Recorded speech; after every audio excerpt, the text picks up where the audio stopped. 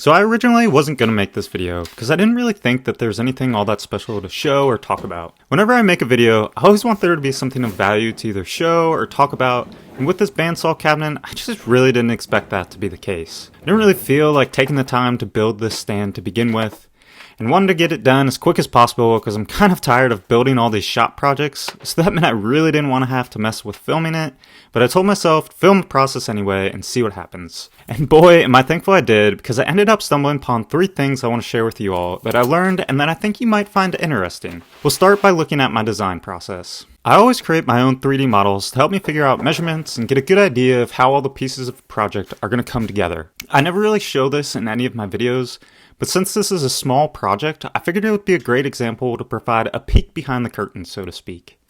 So for this project, I started by figuring out how tall the cabinet needed to be. I wanted the bandsaw table to be just about where my hands would sit when at a 90 degrees while standing up. This way my hands would be in a comfortable resting position when using the saw. To figure this out, I spent some time with the bandsaw on my bench, eyeballing the measurements as best I could. Once I figured out a good approximation, I then measured the height of the casters from my planer stand and subtracted this from my other measurements, which gave me the height of the cabinet. I could then get the measurements for how wide the bandsaw itself was to determine the width and depth of the cabinet. And with these measurements in hand, I could then launch SketchUp and begin the modeling process. For a simple project like this, I could easily visualize the cabinet in my head and can jump right into 3D modeling. But for a more complicated project, kind of like my wall cabinet, I usually take some time to hand sketch my ideas out first, and only begin 3D modeling once I have a good idea of what I want the design to look like. I'm not going to get into the details of the modeling process, because I think there are way better channels out there on this subject that would do a way better job of explaining things than I could, so for simplicity's sake, I'm going to jump right to the finished model. And here's the finished model.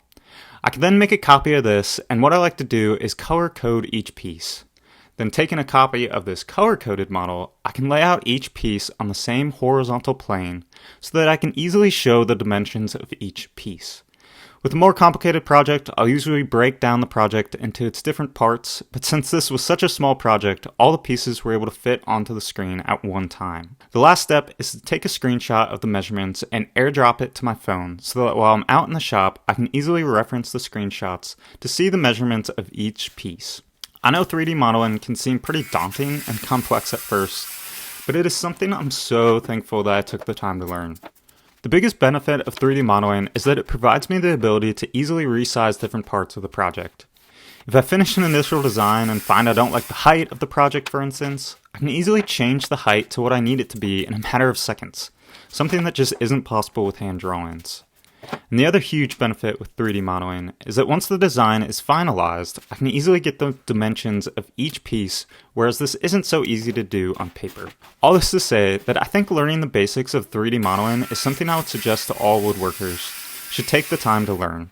Even if you primarily like to use others' plans, I often find that someone else's project plans may not exactly be what you want or need. So being able to use their plans to create your own model and then tweak it to fit your needs is such a helpful tool to have in your toolbox. The last thing I'll say about 3D modeling is that it may not be as hard to learn as you might think. I'm a software engineer, so I spend a lot of time with computers, which may give me a little bit of an advantage. But when I first sat down to learn SketchUp, it only took about 1 to 2 hours of actually watching through a whole beginner tutorial video to figure out the basics, which was all I needed to do the simple modeling that I do. So hopefully that's encouraging to hear that it may not be as daunting as you might think, and if you ever had the slightest thought of wanting to learn 3D modeling, I want to say go for it. Take an hour and see what you can learn. Anyway, that's my design process and my rant on 3D modeling. But now for a little hard transition to my next topic of discussion, workshop jigs. I talked about jigs in my last video, so I'm not going to say too much on them, but what I did want to say is that this bandsaw project saw me experience the fruits of my labor in taking the time to build this circular crosscut jig, and boy did it feel good. In my workbench build, I took a couple days to spend time making this jig, because I needed a way to easily cut the drawer panels. It was annoying at the time to have to spend the time making the jig, because I really just wanted to get the workbench drawers finished, but I knew it would help me in making the drawers and further help me in future projects. And this is one such future project. Having this jig and my mobile workbench that I made to have space to work with sheet goods made building this bandsaw cabinet a breeze. Without the jig or workbench, it probably would have taken me a week, maybe even more, to build this cabinet. But with the mobile bench, it prevented me from having to 1. Work off the garage floor, which is difficult and uncomfortable, and 2. This cross-cut jig that prevented me from having to set up my DIY track saw for every cut, which is time-consuming and tedious. And with both those things, I was able to knock this bandsaw cabinet out in only a couple days from start to finish. And let me tell you, it felt great to be able to do that. This project was the first project where I actually felt like I got to experience the fruition of all my hard work that I've been doing in building this workshop series. The whole point of this series is about working towards having a shop where I can do exactly what I did with this project, which was to have a project in mind, figure out the design, head out into the shop, and have the tools and space to easily and efficiently crank the project out. And man, it felt so good to be able to do that and feels so cool to see this vision fulfilled. Which brings me to my final point about the idea of building a shop that works for you and not against you. If you think about it, your workshop or workspace is really just another tool like your table saw or jointer.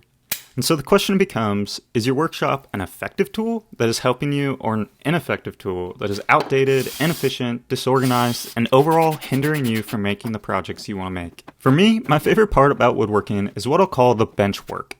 That is when all the pieces of a project have been milled and squared and I'm able to be primarily at my workbench, laying out the joinery, using hand tools to cut the joinery, and assembling the whole project together. What I don't like doing is milling the lumber, resawing, squaring timber, and all that stuff that comes before the bench work. And what I discovered a year or so ago is that I was spending a lot of my time doing the former rather than the later. So that's why I started investing in a planer, and a bandsaw, and soon a joiner, so that I can have the tools to efficiently and quickly do the things I don't like doing, so that I can get to the things that I really do like doing. But it isn't just enough to have these machines. I realized I needed a shop space organized in such a way that I could easily use these machines. This meant I needed a stand for my planer and recently a stand for my bandsaw so that these machines would be set up and ready to use instead of having to lift them off the floor and onto my bench anytime I wanted to use them like I had to do in this video with my bandsaw. And to make these stands, I realized I needed a way to easily break down sheet goods. I've chosen not to buy a table saw, which would make building things with sheet goods a whole lot easier, and instead I've had to find ways to easily build cabinets like this one. That meant making this mobile workbench to have a place to work with large sheets of plywood off the floor. It meant going out and buying a circular saw, and it meant building the cross-cut jig to easily make square cuts. And although this all takes time and sometimes isn't the most fun way to spend my shop time, it has all been a part of the greater vision in building an efficient workshop where I can quickly and easily make shop projects that'll let me more easily use machines to do the millwork I don't like doing so that I can ultimately get to the bench work that I actually like doing. So by basically taking a whole year or more to work on this building a workshop series, I'm creating a workshop tool that is specifically made for my needs and is going to greatly aid me in building furniture in an enjoyable way. So all of this to say, my question or questions to you is, does your workshop aid you in getting to do what you actually like doing in the workshop? Or does it actually hinder you in any way?